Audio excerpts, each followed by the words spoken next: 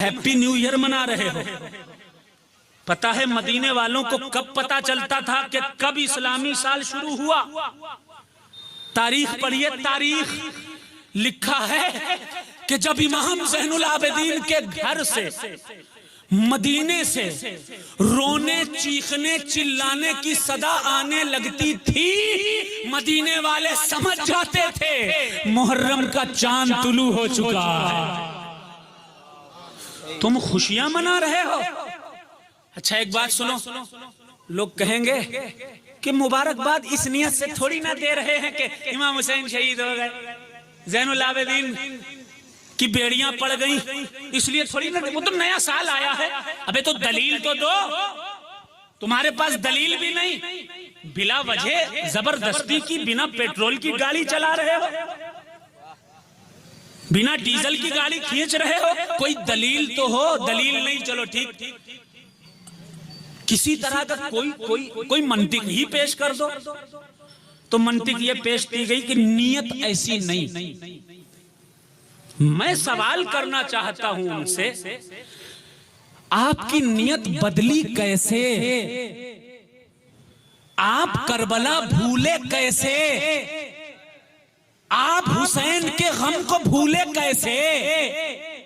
आप अली असगर की गर्दन को भूले कैसे?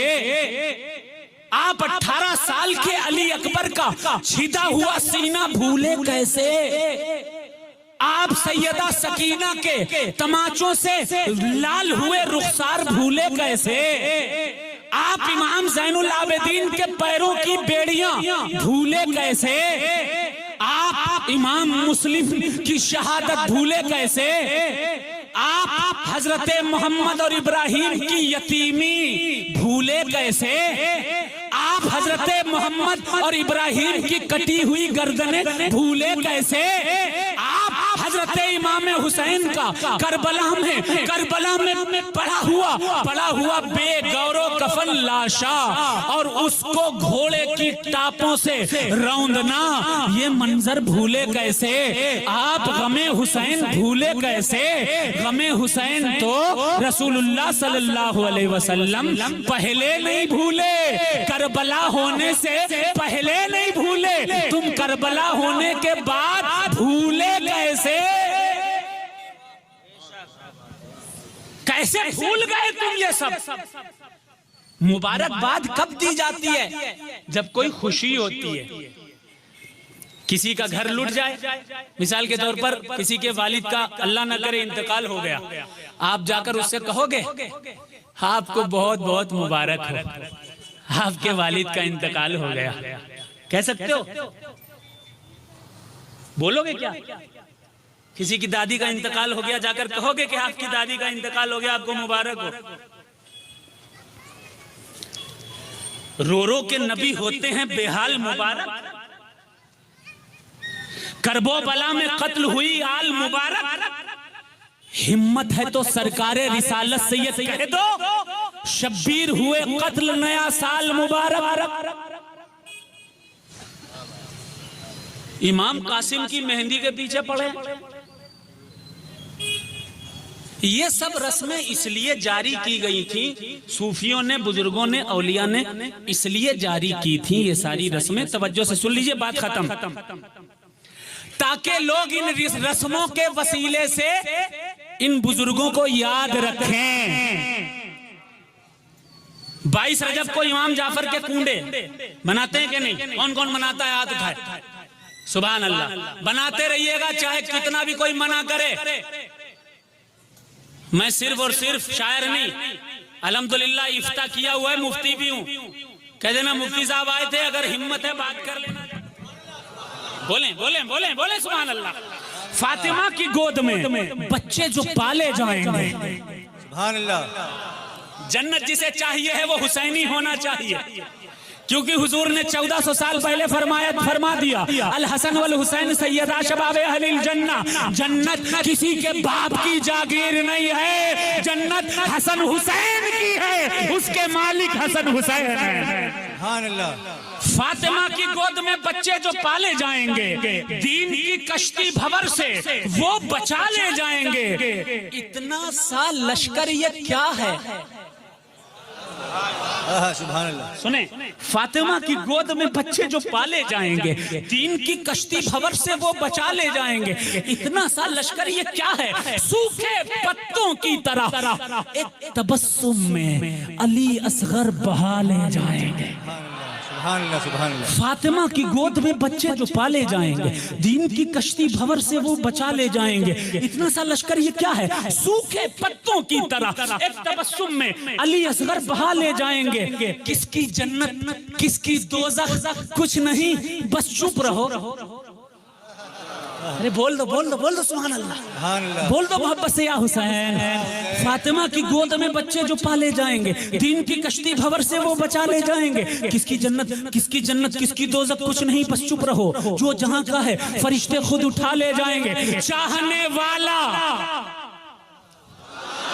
फातिमा की गोद में बच्चे जो पाले जाएंगे, दीन की कश्ती भंवर से वो बचा ले जाएंगे। इतना सा लश्कर ये क्या है? सूखे पत्तों की तरह एक तबस्सुम में अली असगर बहा ले जाएंगे। चाहने वाला अगर शब्बीर का, चाहने वाला अगर शब्बीर का मर जाएगा, खुद फरिश्ते आके उसको करबला ले जाएंगे। सुभान अल्लाह। खुद फरिश्ते आके उसको करबला ले जाएंगे। ये ताजिया, सुभान अल्लाह, बोलो सुभान अल्लाह, सुभान अल्लाह, सुभान अल्लाह। लकड़ी का है, कागज का बना है, इसमें दम क्या है? मस्जिद भी तो पत्थर की बनती है।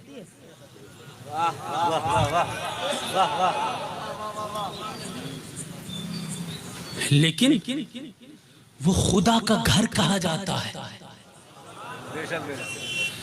निस्बत देखो किससे है। तुम्हारे अब्बा का जुब्बा रखा हुआ हो, मेरे अब्बा का जुब्बा है, मेरे दादा की सदरी है, ये चप्पल मेरे अब्बा रख के गए थे, इसको सर पे लेके घूमो। अबे तेरे दादा का जुब्बा जो उनकी तरफ मंसूब है, उसको चुमवा रहे हो।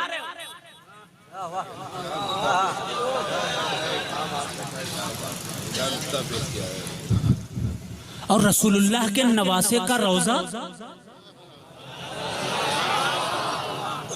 उसे चूमने से मना कर रहे हो। ये कौन सी बात है? ये कौन सी बात है भाई? पैमाना एक रखो ना। हाँ, एक बात जरूर है, मैं नहीं जानता कि यहाँ कैसी ताजियादारी होती है, कैसी अलमदारी होती है। I don't know anything about this. लेकिन हाँ, मकनपुर शरीफ, अजमेर शरीफ, सरकार मखदूम पाक की बारगाह में ताजियादारी कैसी होती है? इमाम हुसैन का ताजिया होता है, आगे आगे लोग मनकबत पढ़ते हैं, नौहा पढ़ते हैं। अगर आपके वहां लोग डांस करते हैं तो मना करो। डांस करने के लिए नहीं है ये ताजिया, मौज मस्ती के लिए नहीं है ये ताजिया, तफरीह बाजी के लिए नहीं है ताजिया, कोरेक्स स्पीकर आने के लिए ये नहीं है ताजिया। शर्म करो, शर्म करो। ये हुसैन का रोजा है। जिस तरह करबला की ताजीम की जाती है, उस तरह हुसैन के रोजे की ताजीम किया करो। इसी तरह किया करो। कोई अगर शराब पीकर आए, भगा दो। अबे तेरा काम यहाँ थोड़ी ठेके पर है, ठेके पे जा। कोई अगर कोरेक्स स्पीकर आ रहा है, कहते यहाँ क्या आ रहा है, जा तू उधर जा, नाली में गिर जाके। लेकिन कोई इत्र लगाकर दुरूद पढ़ता हुआ, मनकबते हुसैन पढ़ता हुआ, नौहा मरसिया पढ़ता हुआ आए, सीने से लगाकर कहना तुम ही सच्चे ताजियादार हो।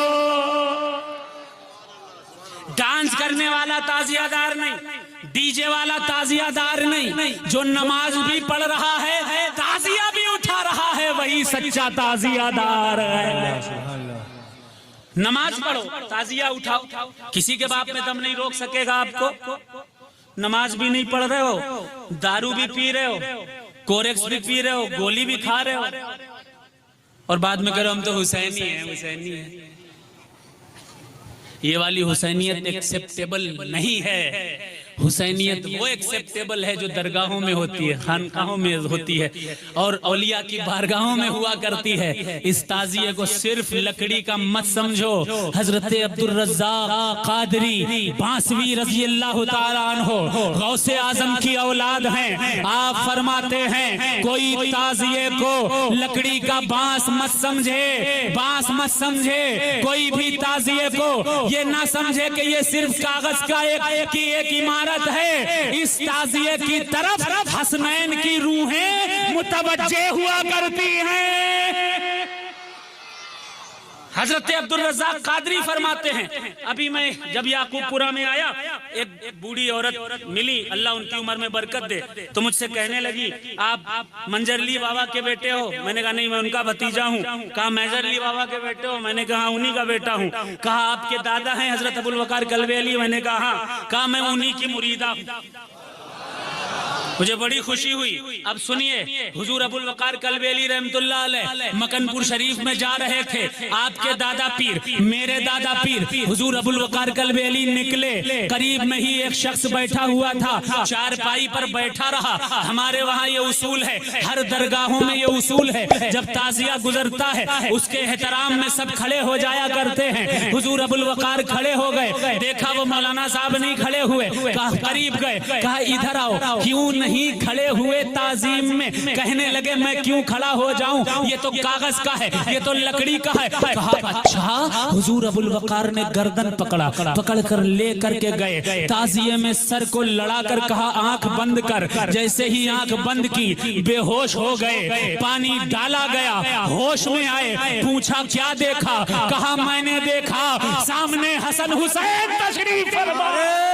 तकबीर, नारे रिसालत, नारे। मैं चैलेंज कर रहा हूं, चैलेंज।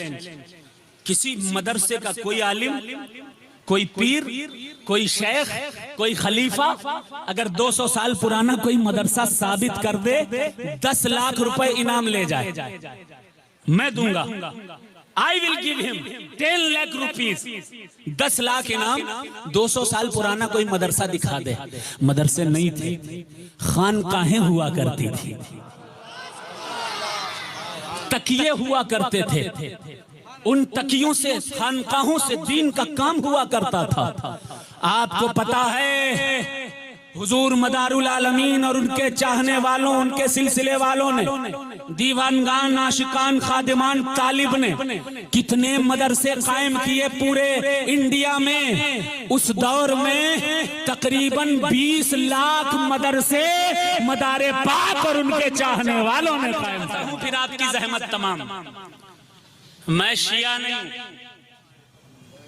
सुनो भाई, आई एम नॉट राफिजी। आजकल अगर हुसैन हुसैन करो तो फौरन राफिजी होगा, शिया होगा, शिया। हुसैन हुसैन करता है तो शिया होगा। सबसे ज्यादा हुसैन हुसैन तो रसूलुल्लाह ने किया है।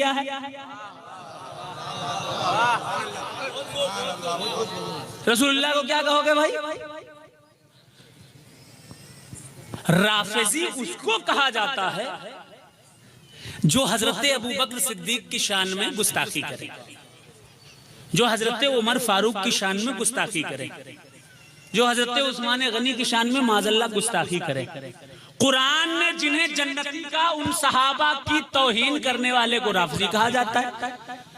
ताजियादारों को राफिजी कहोगे तो 90% हिंदुस्तान तो ताजियादार है, तो 90% सब राफिजी हो गए। फिर सुन्नी बचे कितने? 90 के 90% राफिजी। मैं राफिजी नहीं, मैं उस बारगाह बारगाह से ताल्लुक रखता हूं जिसने गरीब नवाज सरकार से 300 साल पहले सुन्नियत की बुनियाद हिंदुस्तान में डाली थी। उस कुतुबुल मदार का गुलाम अल्हम्दुलिल्लाह सुन्नी इब्ने सुन्नी इब्ने सुन्नी इब्ने सुन्नी। एक मैसेज देना चाहता हूं, उसके बाद जहमत तमाम। वो मैसेज ये है लास्ट में, अपने बाप दादाओं के रास्ते पर ही चलिए, किसी नई जमात के चक्कर में मत पड़िए। आपके बाप दादा मुशरिक नहीं, जहन्नम में जलने वाले नहीं, क्योंकि उनके सरों पर मदारुल आलमीन का भी साया है, बाबा मान का भी साया है, हसन हुसैन का भी साया है, गौसे आजम का भी साया है। बिल्कुल क्लियर बता रहा हूं। कोई अगर सवाल रह गया हो, मैं रहूंगा, मुझसे आप पर्सनली पूछ सकते हैं। मेरा पेज है फेसबुक पर हजरत अल्लामा पीर सैयद